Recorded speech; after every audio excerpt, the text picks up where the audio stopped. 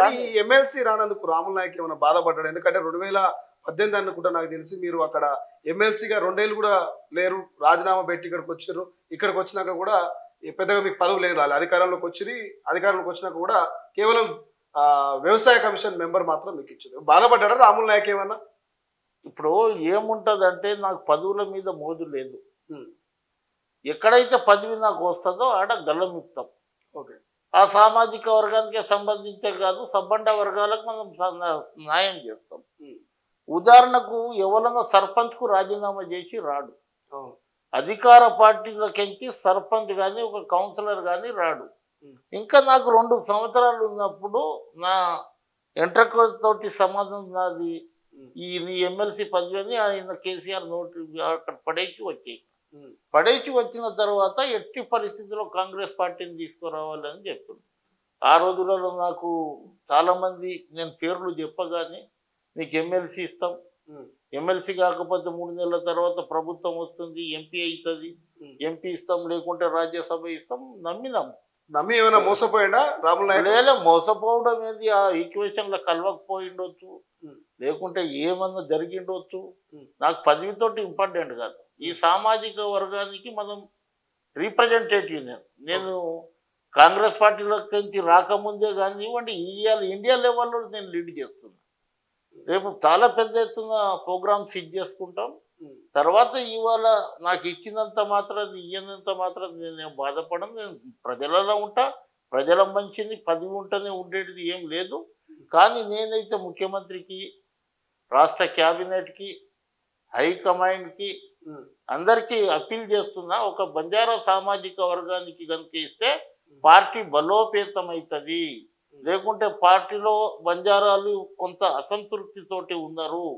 వాస్తవాలు మీకు చెప్తున్నా, వాస్తవాలు చెప్పకుంటే వావా ఓహ అంటే పెద్ద పెద్ద రాజ్యాలే కోల్పోయింది. అది జోకే వ్యక్తి కాదు రాములు నాయక్ అంటారు. అయితే 100% అండి.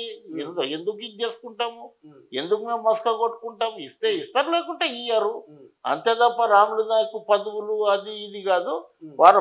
వాళ్ళ తరపున నేను ఆల్ ఇండియా బంజారా సేవా సంఘ్ రాష్ట్ర అధ్యక్షునిగా ముఖ్యమంత్రికి చెప్తున్నాము, అందరికీ చెప్తున్నాము, ఇస్తే బాగుంటుంది అనేది మేము చెప్తున్నాం.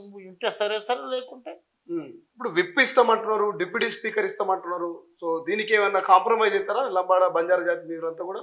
విప్ డిప్యూటీ స్పీకర్ అనేది అది రామచంద్ర నాయక్ విప్ ఇచ్చారు. అవును, ఓకే. ఇప్పుడు ఇస్తే బాలు నాయక్ డిప్యూటీ స్పీకర్ ఇస్తారు అనుకుందాం. కానీ దాంతో ఆయన సంతృప్తి లేడు, ఇక్కడ బంజారా ప్రజలు సంతృప్తి ఉండరు, లేకుంటే అటు ప్రభుత్వం ఇది ఉండదు. మేము ఇచ్చినామనేది చెప్పుకోవడానికే తప్ప, కానీ అది ఎప్పుడు క్వశ్చన్ మార్క్ లేక నిలబడుతుంది ఇచ్చే వరకు. అందు గురించి ఆ క్వశ్చన్ మార్క్ ఎందుకు తీసుకుంటుంది ప్రభుత్వము? సాఫీగా ఒకరికి ఇచ్చేయండి, ఒకరికి ఇచ్చేస్తే అయిపోతుంది కదా. 3-4 బంజారా ఎమ్మెల్యేలు ఉన్నారు, ఎవరికన్నా ఇవ్వండి, అందులో సీనియారిటీ చూడండి.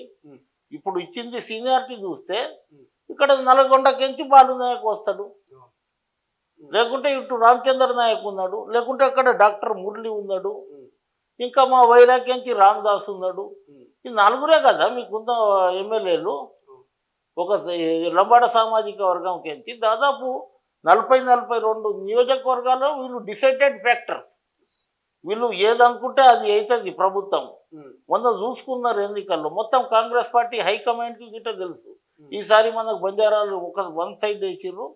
63లో 40-42 సీట్లు బంజారాలు ఎక్కడైతే వాళ్ళ జనాభా ఉందో అక్కడ గెలిచినామని అందరికీ తెలిసిన తర్వాత హైకమాండ్ ఎందుకు ఇది చేస్తుందో అర్థమైతలేదు.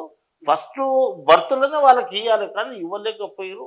ఆ పరిస్థితి ఏందో అర్థం కాలేదు. కానీ ఇప్పటికైనా ముఖ్యమంత్రి నాకు మంచి ఇది ఉంటాడు, ముఖ్యమంత్రికి కానీ రాష్ట్ర క్యాబినెట్ మంత్రులకు కానీ ఏదైతే హైకమాండ్ కానీ వాళ్ళకు నేను అప్పీల్ చేస్తున్నాను, ఇస్తే పార్టీ బలోపేతం అవుతుంది, బంజారాలో మంచి మెసేజ్ పోతుంది, బంజారా ప్రజలు సంతోషంగా ఉంటారు.